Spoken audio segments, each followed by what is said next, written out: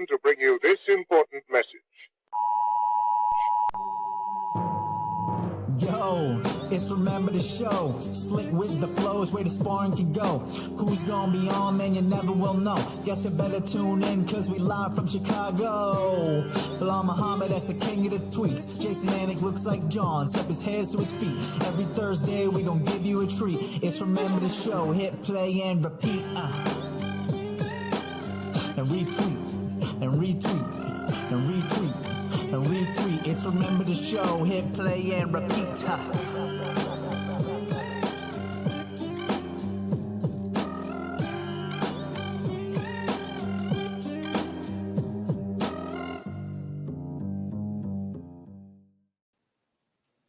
Yes, what's up, everyone? It is Thursday, not quite our regular slot at 8:30 Eastern, but it is Remember the Show. It is episode 55. Jason Anik, Belal, remember the name Muhammad, coming at you a little bit early tonight. It's snowing in Chicago. Bully's hoping to get out of town. Can you tell everyone what's happening there? It's still snowing? Yeah, we got hit with a snowstorm. I was supposed to be out here going to Vegas. Then all of a sudden, the snow comes out of nowhere. I'm like, oh my god! Like yesterday was so nice. It was a little bit of rain outside, but it was getting back to the 50s, and I was like, oh, we're getting back. We're getting back. I'll be able to jog outside again. Then all of a sudden we got smashed today, and it's supposed to snow all the way till 9 p.m. tomorrow. So fingers crossed. I'm hoping that we're able to get out of here. Yeah, there you go. Get out to Vegas, train out there, go for some runs out without snow. Yeah, this I Paul felt I'm like, yo, you're out there. He's like, yeah, I'm out here now. So hopefully I get some workout with them and get some sun. There you go. My brother's out there. Go running with my brother. Oh, there we go. All right. I put him to work the other day. He'll give you a good one. So, dude, Dariush was on our show last week, correct? Oh my god. So, dude, do you think my brother asked me, he's like, do you think he knew do you think he was hurt do we know the answer? Because now looking back, I think he was hurt then. Do we know the answer, Cody? So I do know the answer. Do you know, Bully? I know. What's the answer? So remember what he said to us, that he had just done medicals, right? And so I thought the same thing that Jay said, was like, oh, he found something out in that medical, but apparently he was just flow sparring with Brett Okamoto there like 2 days ago. Slipped, Really? his foot got caught in a cage and rolled his ankle, and then he broke his tib. No way, he broke his tib? Yeah.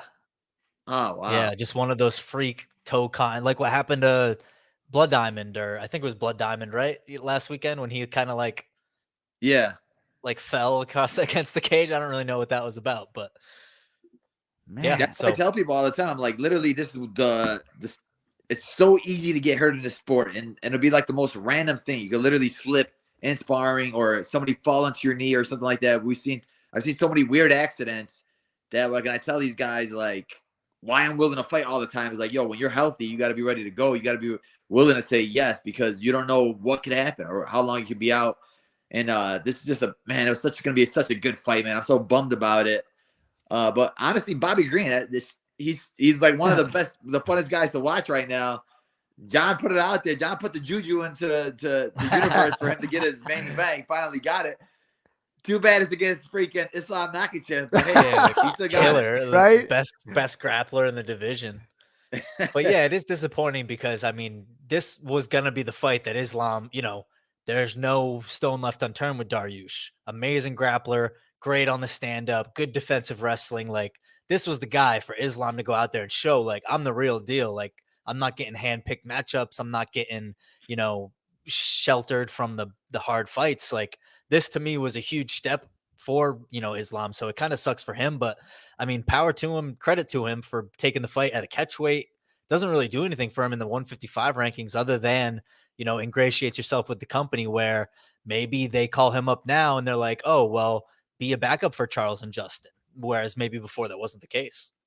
Yeah, but if you're looking at it, it's like you're getting all these fans. Oh, who's he beating? He's not beating anybody ranked, but he was supposed to fight RDA. RDA pulled out last second. Then they give him Dan Hooker. Now he's supposed to fight Beneil Dariush, who's number 3, and he's willing to say yes to fight this guy. And then this guy gets hurt the week before. So it's like it's a string of bad luck, but it's also like he's saying yes to this top guy. It's not like he's not willing to fight these top guys. It's not like he's sitting on the sidelines hand-picking opponents. Like you said, he's trying to fight these guys, but it's just not happening. Yeah. Well, and I think it showed, like, people said the same thing on Khabib's run-up. Oh, who'd he beat? oh, he beat Michael Johnson, journeyman. But look how he beat these guys. Like, Islam's not going out there and weakling himself to 5-round decisions. Like, he's putting out dominant performances every single time he's out there. I love it. Well, speaking of, I shouldn't say dominant performance. Well, what we learned last weekend is that Robert Whittaker is no question the best middleweight in the world, not named Israel Adesanya. I thought everything that went down, I really expected. It's just hard to envision Izzy losing that fight. A lot of back and forth. I know Chandler's comments are well documented. I want to hear what Belal Muhammad thought of that main event and still middleweight champ of the world. Whittaker is as good as it gets other than that dude. Talk to me, boy. I enjoyed the fight. You got guys like Gaethje and Chandler who were saying that they thought Whittaker won, but look at the way them guys fight. They want to stand in there, bang with you. They want to see blood. They're that fan that wants to see the blood and guts, and they don't think it's a fight unless there is blood and guts and freaking bleeding the whole time and somebody getting knocked down. I thought Izzy fought a very smart fight. He's so good at dictating the pace and dictating distance. And like I said before, remember last week when I was like, he's okay with it being a so-called boring fight. Like he's not going to sit there and push it unless he has to. And I feel like Whittaker played it very smart. He played it very safe. Like going to the first fight, he bull rushed them, got knocked out. And those are the guys that Adesanya knocks out, guys that are trying to bull rush him, guys that go in there wild, and then he picks them apart that way. But guys that fight him smart, guys that fight him patiently, like a Yoel Romero, guys like a Marvin Vettori, where they're patient, Izzy will be like, all right, well, I'll be patient with you too. I'm not going to sit there and overdo it. I'm going to sit there on the outside, pick you apart with my leg kick, pick you apart with my hands a little bit, and then win the fight. He knows how to win. And I think that to your normal fan, like they don't want to see that. They want to see the Anderson Silva days where he puts his hands down and he's right in front of your face. But like I said, Izzy's very smart, and I love his style. I think real martial artists love the way he fights, the way he moves, little things that he does with his switches stances or catches you from southpaw, catches you from orthodox. I like it. It's so good with his movement, and he's like a genius at striking, I think. And the defense, the way he got back to his feet. I mean, I love watching that, and that was so impressive to me. Yeah, that was huge, because everybody came out there saying, well, all Whittaker has to do is take him down. We saw Jan Blachowicz take him down, and that's what you need to do. That's the game plan. Take him down, take him down, take him down. And then Whittaker gets 4 or 5 takedowns, and he's popping right back up. And it's, people are trying to say those takedowns are worth something, but it's not really worth anything if you don't do anything with them. Aaron Bronstetter, like he said, he went to one of the judging schools to see how they judge takedowns, and he said that like unless you actually do something with takedown, get some ground and pound, or make it a big slam, judges don't really count it as a takedown. And all those takedowns were literally him popping right back up. I think Whittaker needed to do a better job of getting chest to chest with them, because a lot of time he was staying low on his hips, low on his legs. That's why Adesanya was good at just pushing his head away, and that's the hardest thing to do is try to keep him down when your head's already that low. Because Adesanya, once his hips are out, he's able to get out right away, unless he just pops up, gives up his back a little bit. And we saw Whittaker jump on his back, but I don't know. Whittaker kind of slid off a little bit. I think he blew that part right there. Maybe if he would have took him down instead of jumping on him right there, right away, it would have been a better shot at it. But I think the fact that he jumped on right away, slid off, he was a little bit sweaty, and I think he blew his opportunity right there, because I think Adesanya was giving up his back a lot of the time when he was getting up. And if he would have been very smart, kind of like how Islam does it or Khabib does it, where they don't try to jump, throw the hooks in.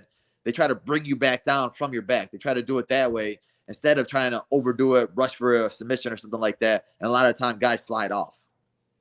Yeah, I just thought he didn't commit. Like he had the opportunity, and he like halfway through. He's not Bully B on Lima. Yeah, he's got to watch more Bully B tape. There's levels to the way you want to do it, and I just think that he's very good with his takedowns, but I don't think he's at that point where he's used to it by now of what to do when he takes a guy down. Because there's some guys when they'll get tired and they'll just lay there. A lot of guys, I feel that they'll try one time to explode up, and then if it doesn't work, they'll just lay down. But Adesanya was so good at exploding, got to his feet. He wasn't quitting until he got to his feet, and that was the thing that messed up Whittaker, because he's so used to guys just one explosion, then they'll stop. But when you have a guy going 2 to 3 or 4 times explosions, then you're like, what the heck? Kind of like what happened with Brunson and Cannonier, where Brunson would take him down very good, but Cannonier did a good job of, all right, let me try this way to get up, try this way to get up, try this way to get up. And then that was killing Brunson's gas tank. He was getting more tired. And the worst possible thing to do is when you take a guy down and you're hoping that he'll stay down and he pops right back up. And then that just kills all your energy bars. Literally like the video game where it goes to red zone right away because mentally you're like, dang, my goal was to take him down. My goal was to get on top of him. And then he popped right back up. And now my arms are dead tired because I'm trying to squeeze him. Brunson's a guy that his takedowns take a lot of energy because he has to get a hold of your body. He's not very good at setting up his takedowns where he tricks you and to shooting in low or anything on you. He goes from upper body to lower body to single leg to double leg. And that's a lot of energy that he's expending when he does that. So when Cannonier gets right back up off of that, you're like, mentally you're breaking down. And then physically your body's like, whoa. All right, relax. Do a little more circling out there. He ended up catching him at the end of the first round with a wild strike. But second round, Cannonier came back. So speaking of Cannonier, he's got to get the opportunity, some new blood in there to fight for the belt. He will, right? Yeah, I think he's next. I think Adesanya called it too. He pointed to Dana White. He told Dana White, let me get it. He's only lost to Whittaker in his last few fights, and he broke his arm early in that fight, so you could use that as an excuse a little bit. But I think he deserves it more than Strickland. I know Strickland's on a big streak, but I feel like Cannonier beat the better competition to this point, and he's getting finishes. Like if Strickland would have got a finish his last fight against Hermanson, then all right, maybe you give it to him. But the fact that Cannonier just finished Brunson, right? Well, I'll give it to him because then it comes.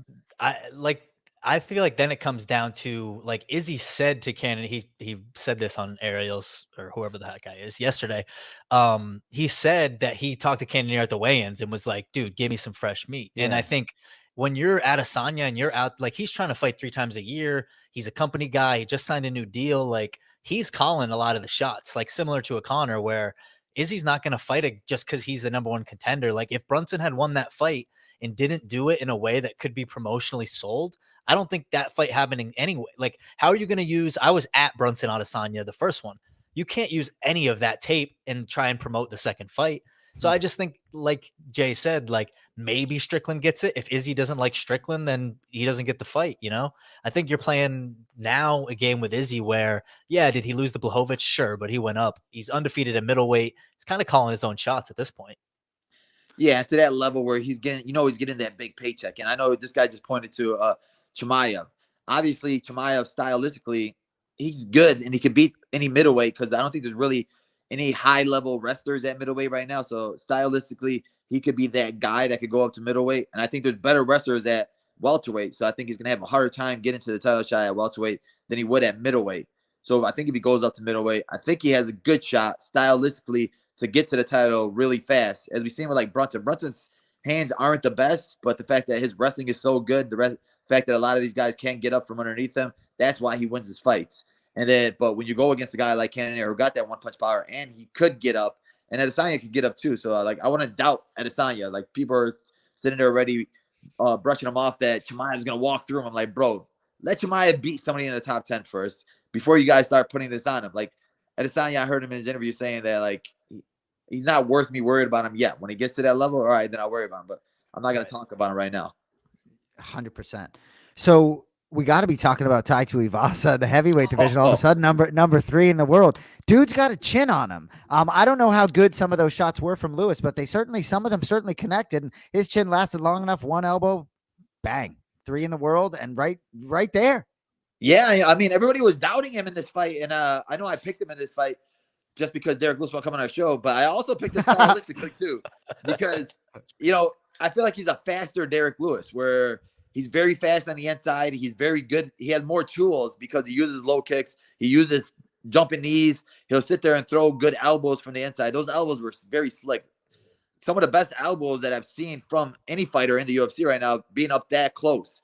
So a guy like Derrick Lewis, he's not the best when a guy's pressuring him, when a guy has him on the fence, when a guy's taking his shots and walking forward, that's when Derrick Lewis is at his worst. But when Derrick Lewis is sitting back and then all of a sudden he explodes at you, and then most of the guys will fold under those punches. Tai Tuivasa had his chance to fold. Like he was on the ground. Yep. He was trying to get up. He was hitting him a couple of times. There's a lot of guys that would have just folded right there. Like, all right, he got me, whatever. But no, Tai Tuivasa, he went gangster mode and he started throwing right back at him. And a lot of guys could get caught right there, but he's like, all right, whatever. I'm going to go out on my shield. Let's bang, bro. And he sat there and he threw. And when you're a guy like Derrick Lewis is so used to these guys just falling after one of those hits, you're like, oh, what the fudge? He's still standing right there. He's throwing right back. But I think that he showed some new tools. That inside trip that he hit on Ty was very nice. They both showed a little bit more wrestling. Ty showed a little bit of grappling of way to get up. But I don't think he's at that level yet where he could fight a grappler like Curtis Blades. I know he's number 3 right now, but I still want to see him just go against a pure striker. I want to see him, there's some fun fights out there. I think Rosenstruck would be a fun fight for him to build him up because I think he could be a star. And I think, with his name value, with his superstardom, and, he was in Houston and people were going crazy about shoes over him. I think he's that guy that you could build up in the heavyweight division that's fun to watch. So, like, guys like Cyril Gahn, who's very good at staying on the outside, picking you apart, I don't want to see that fight. I don't want to see him against the Razor Blades who could lay on top of you. I don't want to see him against that. I want to see him, give him, I think a Rosenstruck would be a good fight. I think they'll bang it out. I think even a Francis Ngannou fight, I think he has a better shot against Francis than he does against Razor Blades just because stylistically, like he'll take a shot and he'll throw right back at you. So I don't know when you got to get out of here, Belal, but I got to ask you about this. So did you watch my brother and Daniel Cormier and Michael Chiesa on the basketball court? Did you get a chance to watch that? Oh, no way. What happened? Yeah, okay. So you just have to watch it, and then maybe we'll talk about it next week. But they did some segment. The New Hampshire side of me is going to come out. What was it on? The pre-show? So it was a segment on the pre-show. But Bully, if you haven't seen it, I gotta wait till you see it. I hate to spoil this for all the Remember the Show fans, but you got to see it. And then maybe let me know what happened. Okay, so with the utmost respect, Chiesa can't play basketball, and with respect, No. DC, but. Look, Belal, I know you ball. I know Cody balls. I know Phil Rowe balls. I know there are a lot of UFC fighters that Jamal definitely Hill. ball. Jamal Harris Hill all day long. This weekend, Jamal Hill, exactly. Jamal Hill, Phil. Anyway, so my brother did pretty good, right? Running circles around those boys, right? Mario Ellie, who's on the Rockets, was sort of hosting it, right? And so at the very end, they go up to the big John. Smoke them boys on the small court, down the practice court, right? Then they go up to the big court and they take 1 3-point shot. DC hits his first one, kiss of death. He's winning. Mario Ellie's like, I got to give it to the big man. Big man, Mario Ellie doesn't even know who my brother is. But the bottom line is my brother balled out a little bit. My brother can play, and those UFC fighters can't play. At least in that segment. But you got to see it. That's all I'm saying. Because I know you boys can play too. And, some people just don't play basketball. But you got to watch Chiesa, bro. Really? Yeah. And I don't always take those. Yeah. So anyway, you got to check it out. But Chiesa is fun to watch. I'll leave it at that. That's how I always tell if a guy's athletic or not. Like if they're just fighters or if they're really athletes. The way they shoot a basketball. Did you see Cyril Gahn? Cyril Gahn's like real deal. I can saw do it. Oh yeah, that's right. Right. Man, but trying to dunk since like 6th grade. I just had to get that in, but you got to see it, and then I think you'll know where I'm coming from. I just want to show you John's face. Like I queued it up. Just look at John's face as we. Well, this is the missed 3, right? No, here, just wait. But look at Bully, John's they're face. doing layup lines. John's making all his layups. They're doing free throws. John's making all his free throws, right? So John got good form. Well, that's what I'm saying. Right. So Even brought the armband. Show him. Can we show him Chiesa? Yeah, missed one shot, right? Yeah, and then DC. Don't even get me started. But you got to watch Chiesa. Just do it. Oh my! Oh yeah, this is exactly how he cannot play. Wait for it. Oh my god! Yo, that's exactly Maverick. I mean, Maverick's a ferocious exactly athlete. How. So like I played basketball. It was the same season as wrestling, right? And the wrestlers would always be like, "Oh yeah, we could play basketball. We could play and the wrestlers would come out and be dog shit at basketball. I was like, yeah, I can't wrestle, but you can't play basketball. Like, and I was on an awful. Fun fact: when my junior year hit, everyone on the basketball team quit because our athletic director became the coach, and everyone hated him. So the whole team quit. So the entire JV team became the varsity team. We didn't win a single game. 0-18, baby. Yeah. So, Bully, before we get you out of here, real quick, main event, Johnny Walker, Sweet Dreams, Jamahal Hill. Jamahal Hill, number 12, Johnny Walker, number 10. Jamahal Hill, about a 2-1 favorite. Nice bounce back for our boy Jamahal after he was submitted by Paul Craig, but then whack, Jimmy Crute, round 1. Walker, I think he's lost 3 of 4. You think Jamal gets it done here, Bully? Yeah, I think he does. Have you been listening to his interviews? His interview's been good, man. That guy, he's I love right on that the mic. guy. They need to start promoting this guy more, and especially if he gets a knockout right here, I think he'd be a huge star, right? Yeah. When Main you saw event his Hill. son, he's got Main like a event Muhammad. 12-year-old son. I'm like, dude, Yeah. what? I'm like, Dude, yeah. When I saw his son in there, I was like, what the heck? That was a son. I was like, I thought it was a Make-A-Wish kid. I was like, Dude, there's no yeah, way I that's was like, his all son. right. But Crazy. dude, yeah, he's been killing it. You know, that last fight against Crute, he just showed that he's really that guy. You know, everybody gave him all this hype, then he loses to Craig, and everybody's like, oh well, you know, he's not that guy. He's not that guy. But like I said, anybody can get caught. Anybody can get put in a bad position. The fight game's so easy to zig when you should have zagged, and all it takes is one wrong move, and you get your arm caught against a guy like Craig, who's very good at catching guys that underestimate him. But I think for this fight right here, I think that Jamal's hands are going to be way too fast. They're going to be too powerful. Johnny Walker, he's not the same guy. I don't think he has the same confidence. Honestly, SBG sucks. Like, John Kavanaugh is not a coach.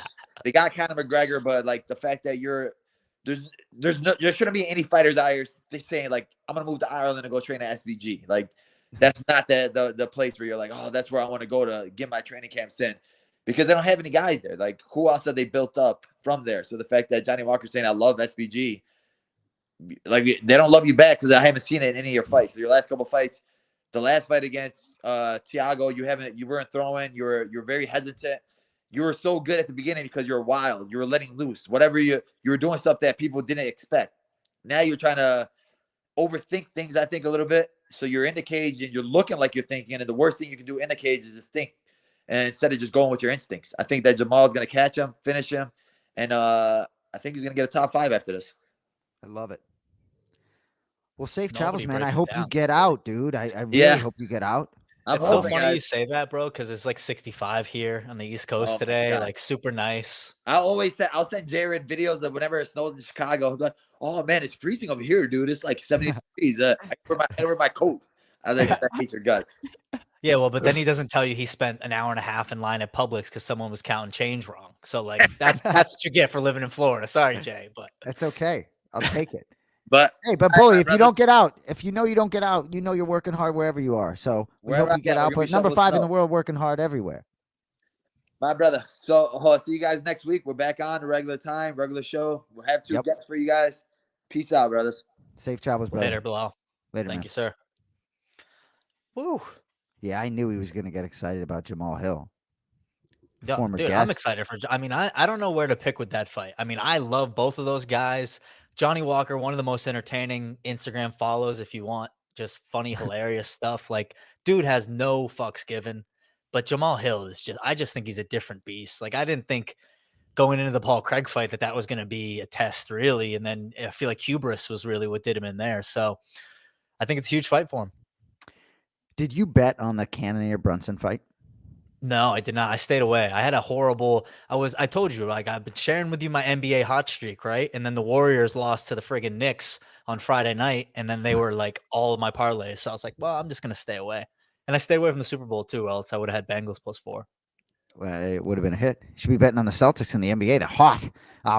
But no, they lost last night. But anyway, so our director, Cody Merrow, who's kind enough to stay and join me, knows a lot about mixed martial arts, more than me. So I'm going to ask you about a couple of these other fights real quick, if you don't mind. You can finish the picks for Bully. Let's do it. You got the Dawkins fight, or you got the Yeah, I maybe mean, I like Dawkins? Kyle Dawkins in this one. Jamie Pickett, I'm looking at Tapology, 58th ranked middleweight in the world. Kyle Dawkins, 29. I just think they're on different trajectories. Jamie Pickett's got a lot of fights.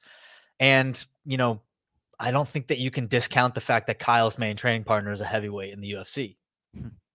I hear you. Plays a huge factor. Hasn't fought since that clash of heads versus Holland. I'm sure he's anxious to get back in there. But in MMA, it's just, you know, they lock those doors. And what is it? Last odd I saw, Kyle Dawkins minus 278, so almost a 3-1 favorite. But Jamie Pickett, tough too. You know, it's just, I mean, you just, for a guy like Dawkins, there's a nice trajectory ahead of him, but it's like, you can't lose this one. Yeah. Well, and I mean, it's just interesting that that's a co-main event because, I think there's a real how do you not make Jim Miller the co-main event in this? I mean, dude is a legend going up against Nicholas Mota. What's his 40th appearance or 39? 6, 7, 8, 9. Yeah, 40th. Look at that. There you Jay go. on it. Joaquin Buckley versus Abdul Razak Al Hassan. Like, that's a great fight. Yeah. So that Jessica one, Rose right? Stark, So Stephanie Egger. I wouldn't go near El Hassan Buckley gambling. Wouldn't touch it. I mean, how can you? But Buckley, I mean, it's a little tempting with Buckley. Last odd I saw was minus 145. He's 1-3 of 4. I still think minus he's 160 now. Is it? Yeah. Mine's, I like that moving. one. Either way, we'll be watching John on the sticks with Dominic Cruz, Paul Felder. I guess they haven't worked together. I saw MMA Junkie. They haven't worked together since September 2020. So no, haven't seen Cruz in there in a long time. It was actually funny. I have queued up here the I was just kind of watching this on mute with John yelling at DC. Like, you got to go watch it, everyone, if you haven't seen it. I mean, just the animation out of your brother is like, just look at him. Just go, oh, he's all fired. Well, you got to watch the basketball. You got to have the context, right? You got to watch the basketball. Yeah, he's all fired up. It's just so there's look. Yep. Look, that's the real JA right there. People don't see the angry JA. That's him. Oh, I like it. He's heated. I see that all day. But you'll see more of that. But I love it. But anyway, what people need to do is go watch that basketball a little bit and let me know how my boy did. Let me know. I'm just waiting when some point along the lines, gonna have to do a UFC 3-on-3 tournament, right? See, I suggested to John to do a softball tournament, a little less like risk, I think. Right, you could do a co-ed 1-2. We'll do it down in Florida, ATT, Sanford. We'll bring back the Black Zillions. Dude, I'm telling you, I can't stop thinking about the video of Patrick Mahomes playing basketball. So every time Belal, I see a video of him playing basketball, I'm like, all right, don't do that. Like, don't do that. All these non-contact injuries, man. And Beckham, it's like no one near him, Yeah. Anyway, well, a nice, crisp, under 30-minute Remember the Show for you here on Thursday night. We appreciate everyone tuning in, checking it out. Belal is on a little secret mission to Vegas. We're not going to tell you what he's doing out there, but we're excited for him. And we're excited to see you all back here next Thursday night, 8:30 Eastern Standard Time. Remember the Show 56 next week. Appreciate you being with us. Let's go.